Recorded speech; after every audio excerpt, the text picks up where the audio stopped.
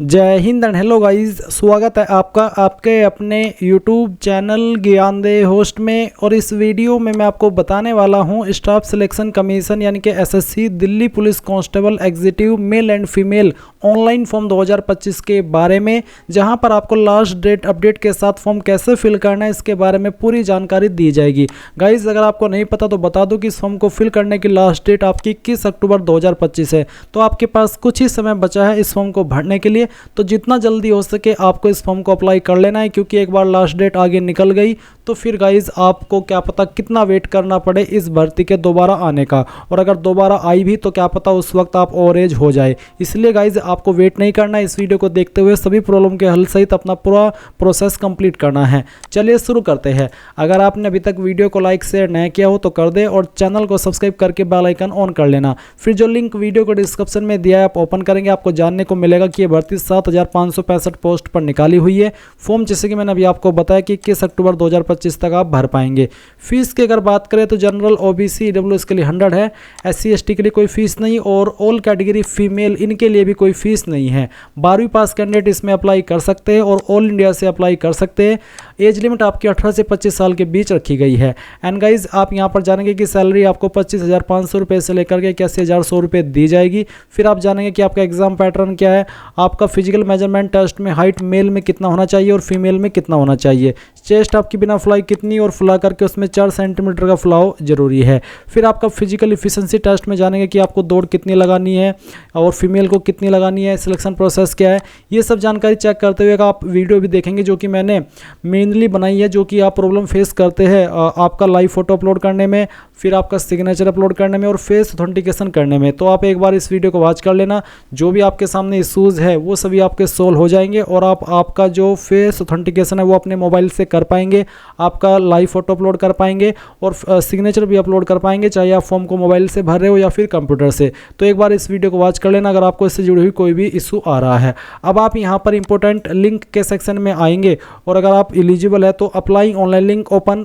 करेंगे। इसके बाद आपके सामने वेबसाइट आ जाएगी। यहाँ पर आ जाने के बाद में मैं आपको बता दूं कि अगर आपने इस वेबसाइट का इस्तेमाल करके पहले भी फॉर्म भरा है तो डायरेक्टली आप लॉगिन और रजिस्टर इसके ऊपर क्लिक करेंगे, आपका रजिस्ट्रेशन नंबर डालेंगे, पासवर्ड डालेंगे और एक कैप्चा कोड डाल करके लॉगिन कर लेंगे।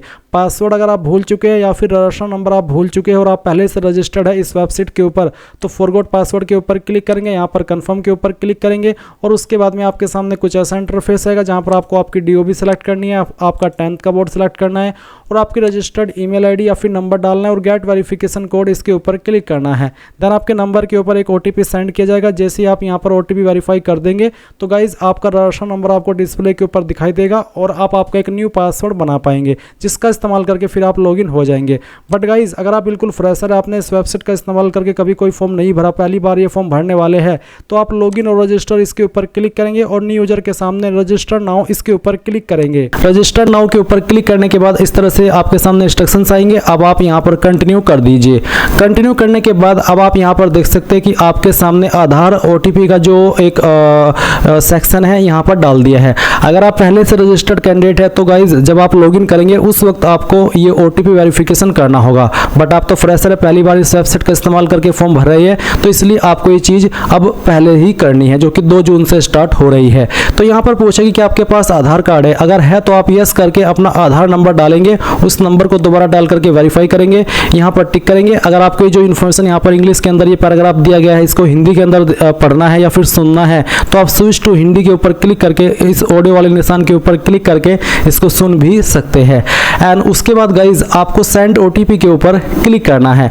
अगर गाइज आपके पास आधार नहीं है तो आप यहाँ पर इस पहले वाले ऑप्शन में नो करके इनमें से कोई एक आईडी दे सकते हैं। जैसे कि आप यहाँ पर देख सकते हैं Aadhaar card, voter ID card, PAN card, driving licence, government ID card, तो इनमें से कोई भी एक आईडी आप दे दीजिएगा। फिर जैसे कि यहाँ पर है please upload date of birth proof, जिसमें कि आप birth certificate, school leaving certificate, certificate of date of birth, इनमें से आपको एक सर्टिफिकेट देना होगा डीओबी प्रूफ के लिए। फिर एड्रेस प्रूफ के लिए आप इनमें से कोई एक आईडी दे सकते हैं। उसके बाद आप यहाँ पर आपका फोटो अपलोड करेंगे। उसके बाद आप देखेंगे अपलोड जेंडर प्रूफ, आपको जेंडर प्रूफ भी देना होगा जिसमें कि आप Aadhaar card, voter ID card, birth certificate, school leaving certificate, इनमें से कोई भी एक चीज़ दे सकते हैं। तो ये सभी चीज़ें आपको देनी होगी अगर आप आधार के अलावा किसी और अन्य ID का इस्तेमाल करके इसमें रजिस्टर हो रहे हैं। पर अगर आपके पास आधार है तो सिंपली इसमें यस करके अपना आधार नंबर डाल करके दोबारा डाल करके यहाँ पर टिक करके सेंड OTP के ऊपर क्लिक कीजिएगा। इसके बाद जो OTP आपके नंबर के ऊपर गया है वो नंबर जो कि आपने आधार के साथ में लिंक करके रखा है वो आप यहाँ पर डालिएगा और वेरीफाई OTP इसके ऊपर क्लिक कीजिएगा। जैसे आप इसके ऊपर क्लिक करेंगे तो देखेंगे सक्सेस यानी कि OTP वेरिफिकेशन हो चुका है। अब आपको यहाँ पर जो आपका नाम है वो 10th के सर्टिफिकेट के अकॉर्डिंग भरना है। पूरा नाम आप यहाँ पर डाल दीजिएगा। इस नाम को दोबारा डाल करके आपको वेरीफाई कर देना है। फिर आपसे पूछे 3 पॉइंट में कि क्या आपने कभी आपका नाम बदला है, अगर हाँ तो यस, नहीं तो आप नो करेंगे। फिर आपका जेंडर सेलेक्ट कर लेंगे, उसको दोबारा सेलेक्ट करके वेरीफाई करेंगे। एंड देन जो आपकी डेट ऑफ बर्थ है ये आपको यहाँ पर एंटर करनी है। डेट ऑफ बर्थ भी आपके 10th के सर्टिफिकेट के अकॉर्डिंग होनी चाहिए। इसके बाद में गाइज आप यहाँ पर वेरीफाइड डेट ऑफ बर्थ में दोबारा से अपनी डेट ऑफ बर्थ सेलेक्ट करेंगे और उसको वेरीफाई कर देंगे। फिर आपका जो फादर नेम है वो भी आपको डालना है 10th के सर्टिफिकेट के अकॉर्डिंग ही और उसको दोबारा डाल करके वेरीफाई करना है। फिर आप मदर नेम डालेंगे 10th के सर्टिफिकेट के अकॉर्डिंग और दोबारा डाल करके वेरीफाई कर दीजिएगा। 8 पॉइंट है matriculation 10th class education board, आपने आपकी 10वीं किस बोर्ड से की है। यहाँ पर आपको काफ़ी सारे बोर्ड देखने को मिल रहे हैं, तो इनमें से जो भी आपका बोर्ड है वही बोर्ड आपको यहाँ पर सिलेक्ट कर लेना है। ये बोर्ड सिलेक्ट करने के बाद में आप यहाँ पर देखेंगे 9 पॉइंट रोल नंबर का, तो जो आपका रोल नंबर है वो भी आपको 10th के सर्टिफिकेट के अकॉर्डिंग यहाँ पर भरना है। और आपको बोला कि roll code is given in your matriculation certificate then enter roll code, यानी कि अगर आपके 10वीं के सर्टिफिकेट के ऊपर रोल कोड है तो आप यहाँ पर रोल कोड भी दे सकते हैं। तो बेसिकली अगर रोल नंबर है तो रोल नंबर डाल दीजिए, रोल कोड है तो रोल कोड डाल दीजिएगा और उसको दोबारा डाल करके वेरीफाई कीजिएगा। फिर आता है ईयर ऑफ पासिंग, किस साल के अंदर आपने आपकी 10वीं पास कर ली थी वो साल आप यहाँ पर सेलेक्ट कर लेंगे, उसको दोबारा सेलेक्ट करके आपको यहाँ पर वेरीफाई कर देना है। 11 पॉइंट है highest level of education qualification, वो आपकी क्वालिफिकेशन जो कि आपने कंप्लीट की हो। अगर आप अभी कोई क्वालिफिकेशन कर रहे हैं जैसे कि डिप्लोमा, ग्रेजुएशन, तो आप उसको सेलेक्ट ना करिएगा, आप वही क्वालिफिकेशन सेलेक्ट करिएगा जो कि आपकी कंप्लीटेड है। उसके बाद आप देखेंगे कैंडिडेट्स मोबाइल नंबर, आप आपका मोबाइल नंबर डालिए जो कि आप रजिस्टर करना चाहते हैं। और फिर जैसे कि मैं यहाँ पर आपको नंबर डाल करके दिखाता हूँ, तो चलिए हम यहाँ पर एक नंबर एंटर कर देते हैं। तो आप यहाँ पर जैसे ही नंबर डालेंगे आपको सेंड OTP का ऑप्शन देखने को मिलेगा, आप इसके ऊपर क्लिक कीजिएगा और उसके बाद में गाइज आपके नंबर के ऊपर OTP जाएगा, वो OTP आप यहाँ पर डाल दीजिएगा।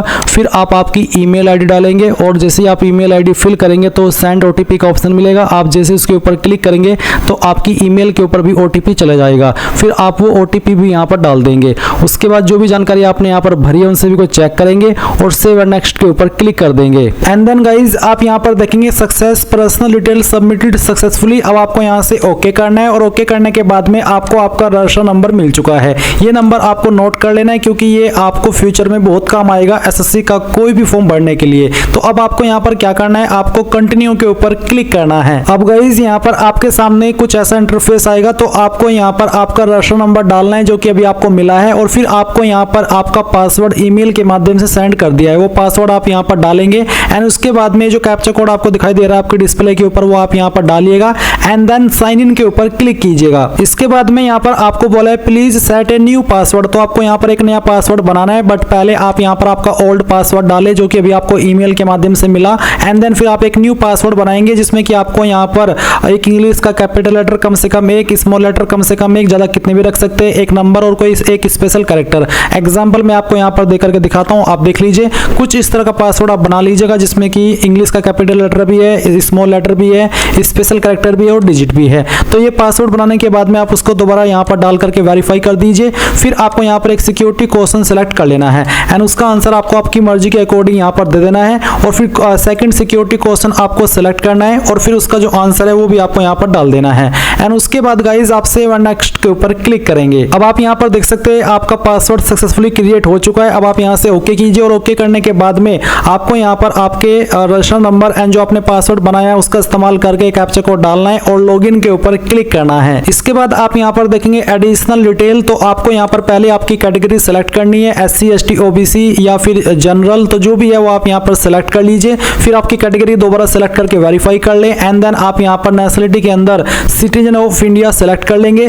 विजिबल आइडेंटिफिकेशन मार्क्स, आपकी बॉडी के ऊपर वो निशान जिससे आपकी बॉडी की पहचान होती है, तो उस मार्क के बारे में आप यहाँ पर लिख देंगे। अगर नहीं है कोई मार्क तो आप नो मार्क लिख दीजिएगा। अगर आप विकलांग है तो आप इस वाले 5 पॉइंट में यस करेंगे, नहीं तो आपको नो करना है। फिर 6 पॉइंट में आपका जो परमानेंट एड्रेस है वो आपको यहाँ पर इस बॉक्स में लिखना है, और जो आपकी स्टेट है वो यहाँ से सेलेक्ट कर लेनी है, फिर डिस्ट्रिक्ट सेलेक्ट कर लेनी है, और उसके बाद में जो आपका पिन कोड है वो भी आपको यहाँ पर डाल देना है। एंड देन अगर आपका प्रेजेंट और परमानेंट एड्रेस एक है, अलग अलग नहीं है, तो आप यहाँ पर यस कर देंगे, और इसके बाद में आपको सेव एंड नेक्स्ट के ऊपर क्लिक करना है। अब ये जानकारी भी आपकी सेव हो जाएगी। अब आपको यहाँ पर ओके करना है, और ओके करने के बाद में आपके सामने डिक्लेरेशन है तो आप यहाँ पर टिक कीजिए, और इसके बाद में अगर आपने जो भी जानकारी भरी उनको चेक करना चाहते हैं तो आप यहाँ पर प्रीव्यू OTR इसके ऊपर क्लिक करके सभी जानकारी को चेक कर लें, और जब आपको लगे कि सभी जानकारी सही है तो वो भी आप यहाँ से डिक्लेयर के ऊपर क्लिक करके इस OTR को सबमिट कर देंगे। नहीं तो आप यहाँ से प्रिंट लेना चाहे तो आप वो भी ले सकते हैं। एंड देन फिर आप डिक्लेयर के ऊपर क्लिक कर दीजिए। इसके ऊपर क्लिक करने के बाद देखेंगे डिक्लेरेशन सबमिटेड सक्सेसफुली।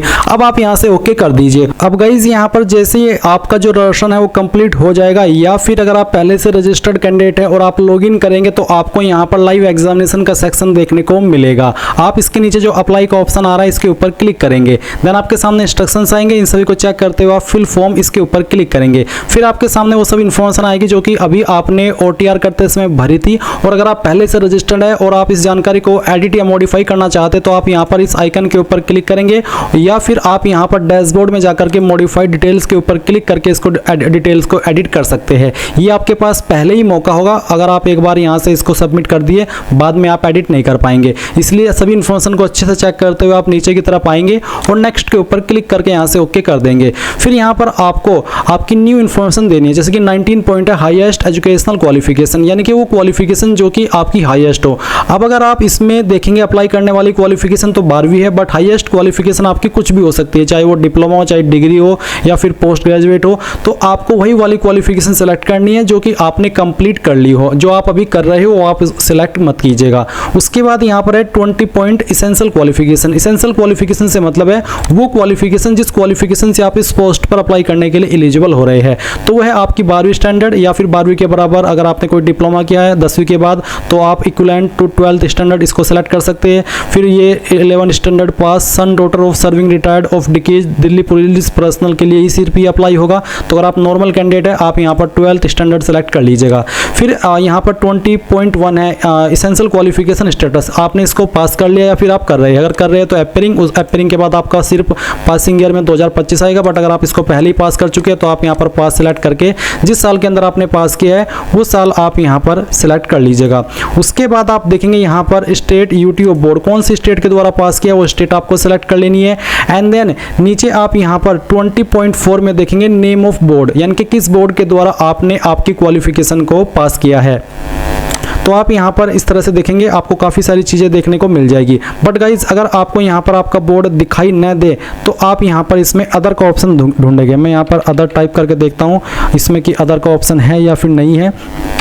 तो अदर का ऑप्शन है। अगर आपकी यूनिवर्सिटी आपकी बोर्ड का नाम यहाँ पर ना है तो आप अदर सेलेक्ट कर लीजिएगा। जैसे कि अगर मैं अदर सेलेक्ट करता हूँ तो फिर आप खुद से अपने बोर्ड का नाम यहाँ पर दे सकते हैं। बट पहले ध्यान दीजिए, इसमें अगर आपका बोर्ड दिया गया है तो आपको यहीं से आपका जो भी बोर्ड है 12वीं का वो सिलेक्ट कर लेना है। इसके बाद गाइज आप यहाँ पर देखेंगे 20.5 रोल नंबर, तो जो भी आपका 12वीं का रोल नंबर है वो आप यहाँ पर एंटर कर देना। फिर आप यहाँ पर आपकी जो 12वीं की परसेंटेज है वो एंटर कर देंगे। और अगर आपके नंबर CGPA के अंदर है तो आप परसेंटेज को खाली छोड़ करके CGPA वाला सेक्शन भर देंगे, यानी कि कोई एक चीज ही आपको यहाँ पर भरनी है। उसके बाद आप यहाँ पर सेव एंड नेक्स्ट के ऊपर क्लिक करेंगे।